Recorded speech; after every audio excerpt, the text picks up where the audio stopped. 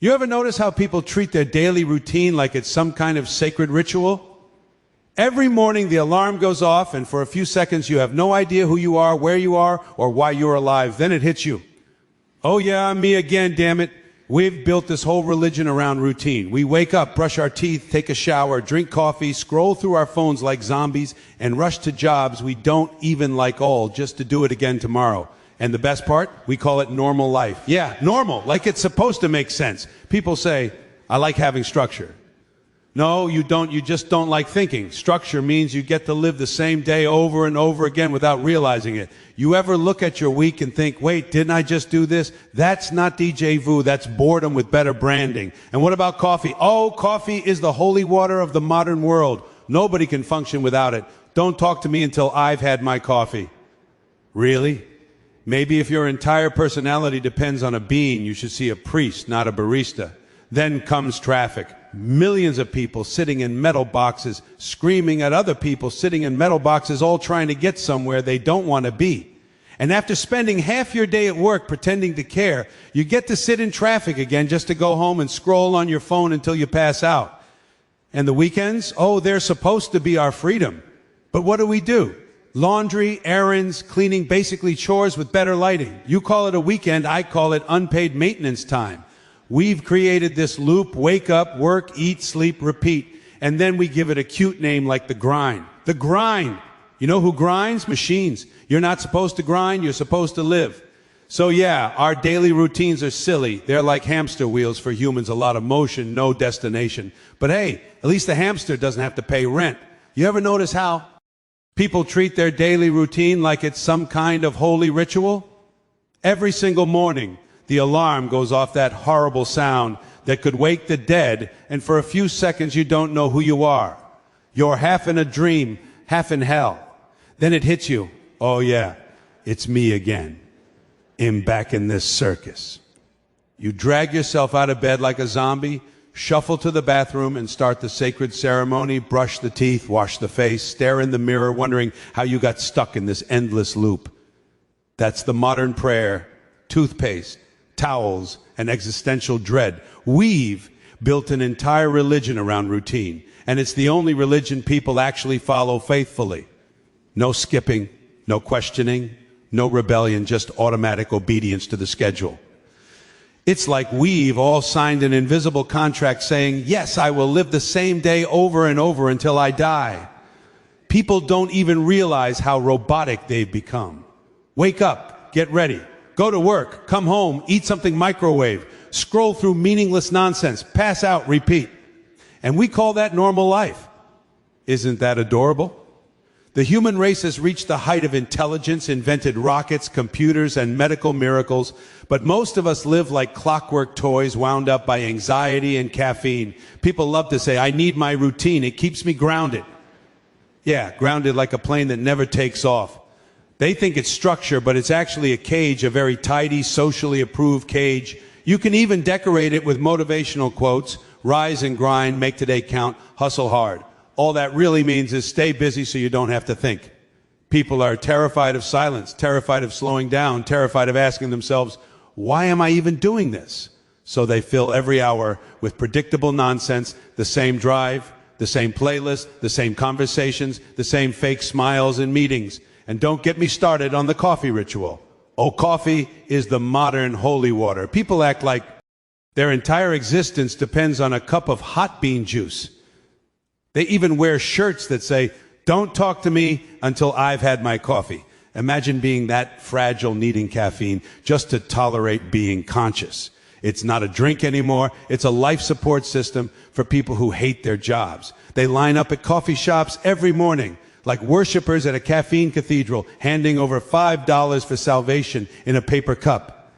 Then they walk out feeling powerful, saying, now I can face the day. No, you can't. You're just slightly more awake for your suffering. Then comes traffic, that moving monument to human stupidity. Millions of people sitting in metal boxes, staring at the back of other metal boxes, pretending they're getting somewhere. They're all honking, cursing, and changing lanes like that'll make any difference. And the radio keeps telling them to have a great day.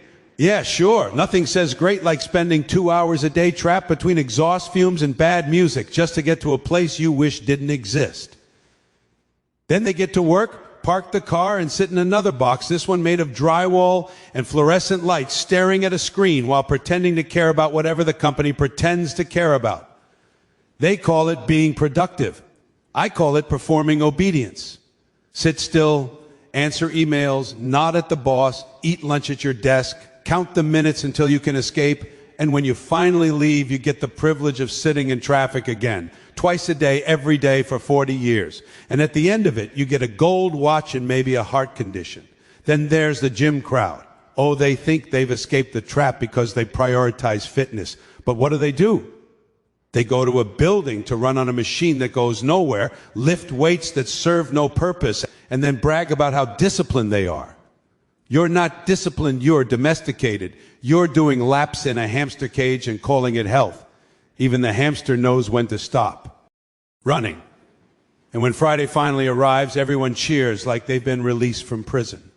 Thank God it's Friday, they yell. Yeah, because the rest of your life feels like a sentence. Then the weekend begins, the sacred 48 hours of freedom. What do people do with their precious time off? Laundry, grocery shopping, errands, house cleaning, meal prepping, basically unpaid maintenance work to get ready for another week of captivity. And on Sunday night, right around 8 p.m., the dread sets in. You can feel it, that sinking realization that tomorrow is Monday and the cycle starts all over again. People call it the grind, like it's something noble. I'm grinding, man. Got to stay on that grind. You know who grinds? Machines. Gears grind, metal grinds, things without souls grind.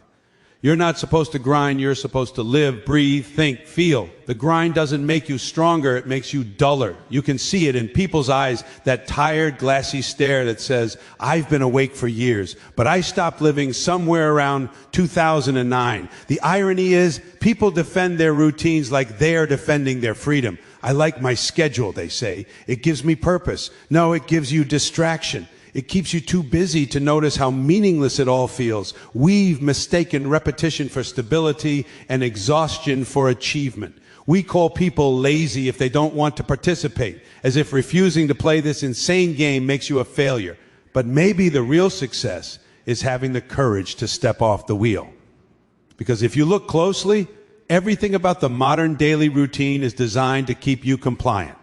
The morning rush, the 9 to 5, the commutes, the constant notifications, the need for caffeine, it all keeps your mind too busy to ask questions. It's a system built for efficiency, not happiness. And you know what's really funny? People spend decades perfecting their routines, optimizing their schedules, timing their meals, managing their calendars, only to retire and not know what to do with themselves. They've been programmed for motion, not meaning. And yet, when someone tries to break out of it, people call them crazy. You quit your job to travel? That's irresponsible. No, it's human. What's irresponsible is wasting your one life in service of a routine that doesn't serve you back. But we can't admit that, because it would mean facing how absurd our entire way of living has become. So instead, we double down on it. New planners, new apps, new coffee machines, new motivational podcasts, telling us to maximize productivity. Productivity for what? To die efficiently? So every day, millions of us march in silent agreement, worshiping the alarm clock, bowing to the schedule, and calling it being an adult. We've traded freedom for predictability, passion for punctuality, and imagination for a daily planner. And we're proud of it. We even compete over who's busier, like being exhausted is a badge of honor. People brag, I've been so busy lately. That's not bragging, that's confessing. But nobody listens because they're all too busy being busy themselves. It's all one big joke, a cosmic prank where the punchline is us. The universe gave us consciousness, creativity, curiosity, and we used it to invent alarm clocks and traffic jams. If that's not silly, I don't know what is. Most people live the same day over and over again, but they call it life. You wake up, drag yourself out of bed, follow the same path to the bathroom, brush your teeth the same way, stand in the same spot in the shower, eat the same breakfast, take the same route to work, and think you're doing something new because you changed your shirt. People talk about adventure and dreams, but when Monday rolls around, they go straight back into autopilot. It's not living, it's just surviving on schedule. They think they're moving forward, but all they're really doing is running in circles. It's like déjà vu, but boring. You wake up and think, didn't I just do this? And the truth is, yes, you did yesterday and the day before and the day before that. You're not experiencing time, you're recycling it. You're like a hamster in a wheel, except the hamster doesn't pretend it's chasing success. It just runs because that's what it does. Humans, though, they convince themselves the wheel is progress. They say, I'm working hard toward my goals. But those goals are just newer, shinier versions of the same trap. A better car to sit in traffic with, a bigger house to be stressed about, a fancier job title to complain about. Everyone says they're chasing happiness, but their idea of happiness is just a better routine, a more efficient way to waste the same hours. You've got apps to track your sleep, timers to remind you to drink water, and alarms for when to take breaks from staring at screens.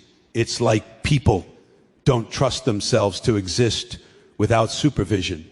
The irony is that all this structure was supposed to make life easier, but instead it made us prisoners of our own habits. We've replaced freedom with systems, and we call it being organized. Look at the average person's day. It's a loop disguised as progress. You wake up to an alarm you hate, rush through the morning chaos, fight traffic, sit in an office or behind a counter for 8 hours, stare at a screen until your eyes burn, then come home too tired to do anything meaningful. You sit on the couch, scroll through your phone for 3 hours, then tell yourself you earned your rest. Earned what exactly? You didn't live, you just endured. You didn't conquer the day conquered you. The crazy part is that people defend it. They say, well, that's just how life works. No, that's how the system works, not life. Life is supposed to be unpredictable, creative, full of movement and mistakes and meaning. But the modern world doesn't want that. It wants you to function, not to live. It wants you to perform like a machine, wake, work, consume, sleep, repeat. And the worst part? People have learned to love their routines like comfort blankets. They can't imagine a world without them. If you take away their schedules, they panic like someone turned off their life support. And every now and then, someone realizes how absurd it is. They wake up one day, sit in traffic, look around and think, is this it? Is this what I'm supposed to do until I die? But instead of changing, they shrug and say, that's just life. Because it's easier to accept boredom than to face fear. It's easier to stay in the same routine than to risk the unknown. People would rather repeat misery than explore possibility. That's how powerful the comfort of repetition is. What's even funnier is how people measure their lives by these routines. They say, I can't believe it's already Friday. Or where did the week go? The week didn't go anywhere. You did nothing new. That's why it disappeared. When every day looks the same, your brain stops recording memories. That's why time feels like it's flying. You're not living enough moments worth remembering. You can't tell one day from another because they're all identical. Your brain looks at the footage and says, we've seen this scene before, skip it. And suddenly, 10 years have gone by, and you can't remember what happened between your 20s and your 30s, just a blur of commutes, deadlines, and paychecks. Then there's the illusion of choice. People think they're choosing their routines, that they decided to live this way. But they didn't. The system decided for them. From school to work, everything is designed to train obedience. You go to school to learn how to sit still, follow schedules, and ask permission to exist. Then you graduate and do the same thing for money.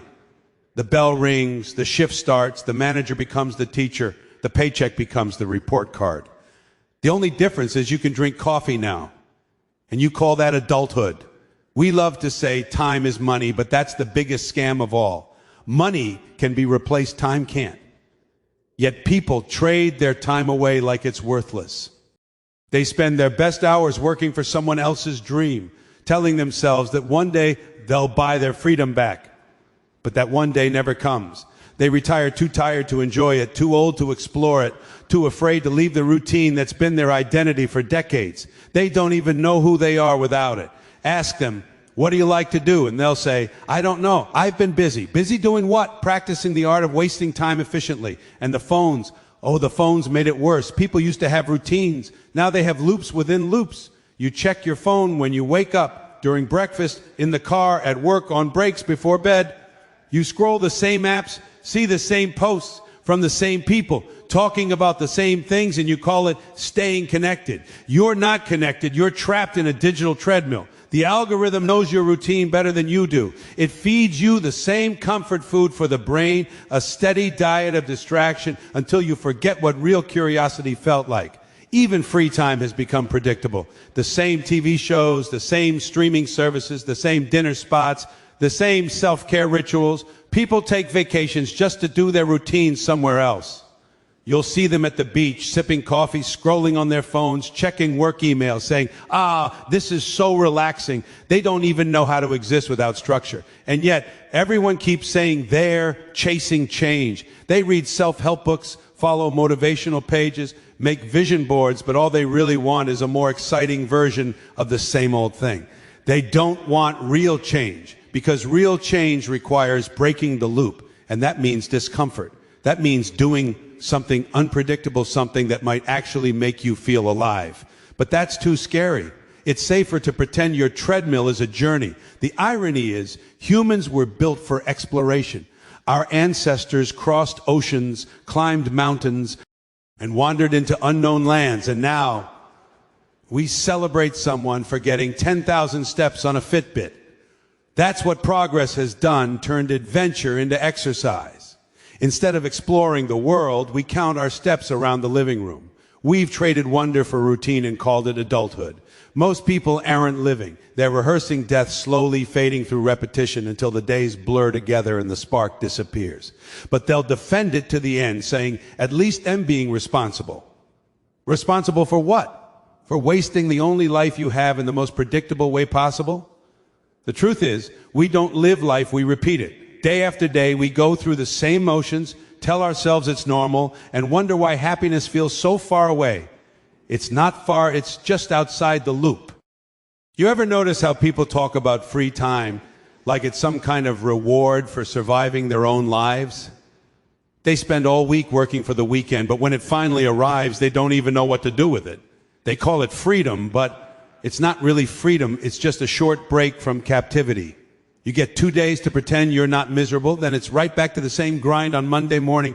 That's not freedom, that's parole. People love to say, finally the weekend's here, time to relax. But what does relax even mean anymore? Most people spend their weekends running errands, cleaning the house, shopping for stuff they don't need, or sitting in traffic trying to go somewhere. It's all the same routine, just with different clothes on. You wake up late, scroll your phone, make coffee, watch TV, complain about being tired, then go out and spend money on things to make you feel better about the fact that you're not actually living. You call it self-care, but it's just maintenance.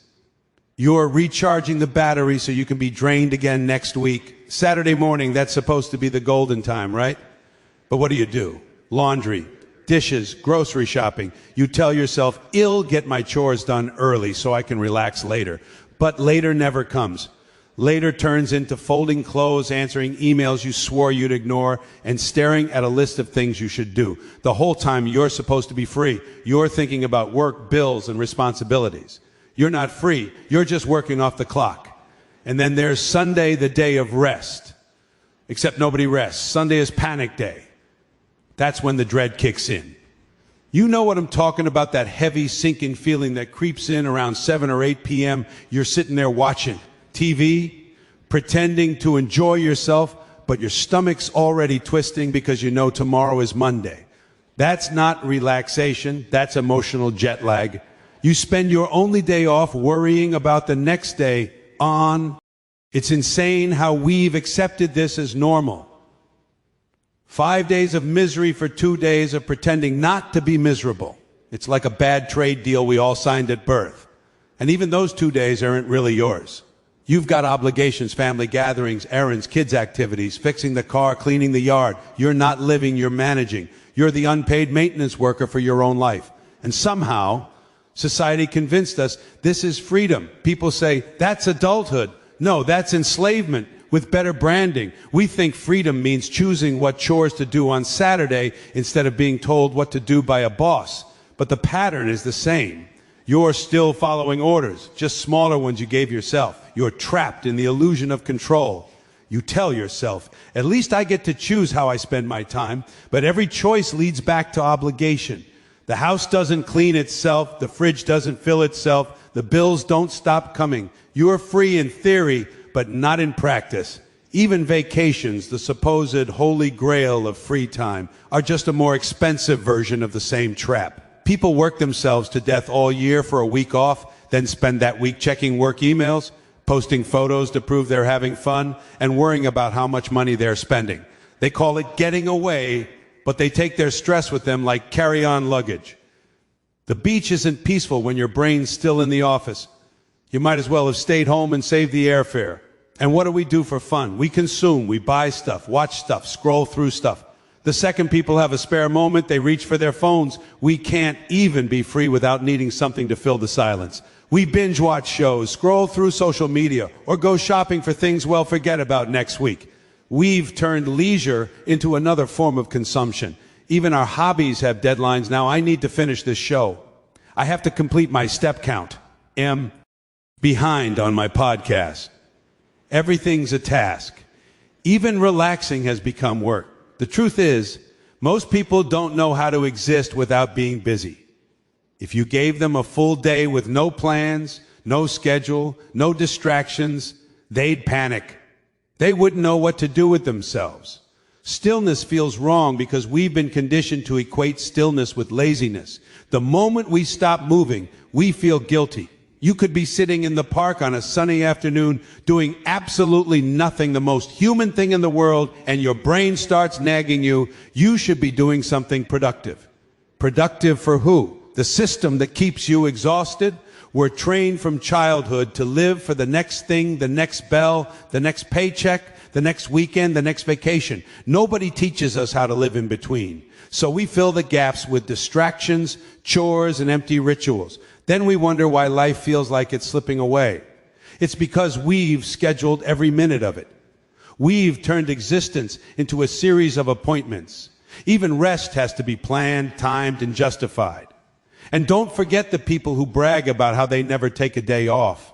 They wear exhaustion like a medal of honor. They say things like, I'm a grinder, man. I don't rest. Yeah, congratulations. You're voluntarily doing what machines do.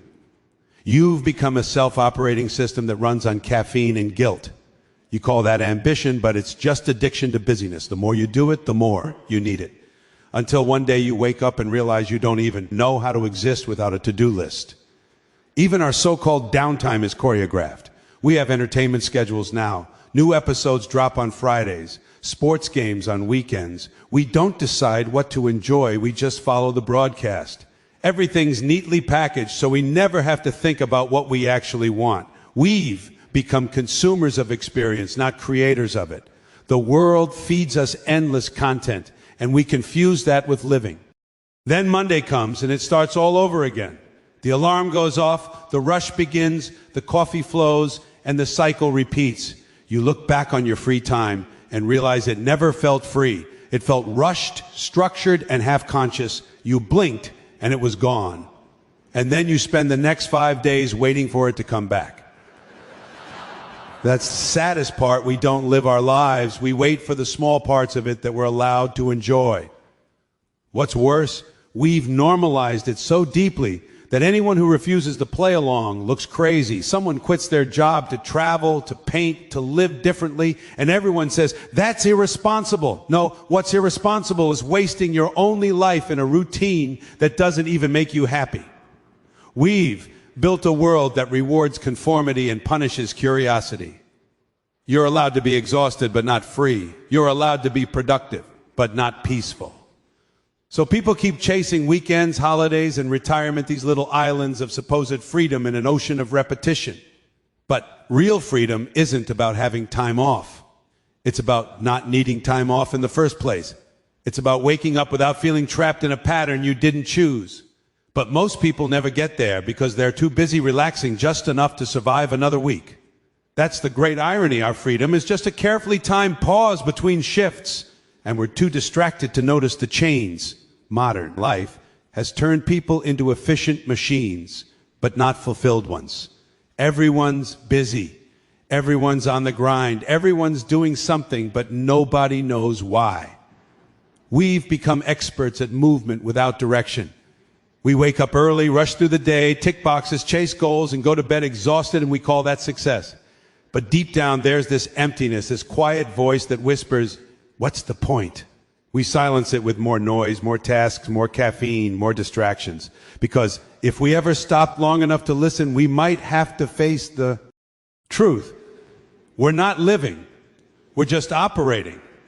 We've been programmed since childhood to value productivity over peace. From the moment we start school, it's all about performance grades, results, achievements, output. Nobody asks if you're curious, if you're happy, if you feel alive. They just want to know if you're doing well, as if being human is some kind of job review. Then you grow up, get a job, and the system just changes shape. Instead of report cards, you get performance reviews. Instead of teachers, you get bosses. You're still being measured, still being compared, still being told to do more, be more, achieve more. And after a while, you forget what enough even feels like. We call people successful if they're always busy, if you're always tired. That means you're important. If you never have free time, that means you're productive. If you're burning out, that means you're pushing yourself. It's all nonsense. We've romanticized exhaustion. We treat burnout like a badge of honor, like it proves we're doing life right. People brag about how little they sleep, how hard they work, how many projects they're juggling, but no one talks about whether they're content. The world applauds efficiency, not fulfillment. The system loves that. It wants you to be tired, distracted, and chasing something just out of reach. Because tired people don't question anything. They don't rebel, they don't dream, they don't demand more than survival. They just keep grinding, keep buying, keep obeying. That's how the machine keeps running, not on oil or electricity, but on human exhaustion. The more drained you are, the easier you are to control. So they sell you this idea of success that's just another form of slavery. Work harder, earn more, buy more, repeat. They call it ambition, but it's just obedience in a nicer suit. People confuse being busy with being valuable. They think their worth comes from what they produce, not who they are. That's why everyone's terrified of doing nothing. You sit still for 5 minutes, and your brain starts screaming that you're wasting time. But how can you waste something that's meant to be lived? We're so obsessed with progress that we forgot to ask what direction we're going in. It's like running on a treadmill, lots of effort, no destination. We call it the grind, like it's noble, but grinding wears things down. You grind metal, you grind gears, you grind people until there's nothing left but dust. Even our dreams have been industrialized. You can't just want happiness. You need a 5-year plan for it. You can't just enjoy something. You have to monetize it. You can't just rest. You have to call it self-care and schedule it like an appointment. Everything's been turned into a task, a performance, a product. People don't live their lives. They manage them like projects. They measure success in numbers. How many followers, how much money, how many steps, how many likes. Everything is data now. We track our sleep, our mood, our calories, our productivity. But you can't quantify meaning. You can't measure joy. You can't turn peace into a spreadsheet. We've mistaken control for purpose. We think if we can organize, plan, and optimize every second, we'll finally feel complete. But control doesn't bring peace. It just amplifies anxiety. The more you try to manage life, the more it manages you. You start living in service of the calendar, the clock, the inbox, the to-do list. You stop noticing the small things, the smell of rain, the sound of laughter, the way sunlight hits the wall. You don't have time for that. You're too busy being efficient. But efficiency is a terrible substitute for happiness. Most people don't even realize how disconnected they've become.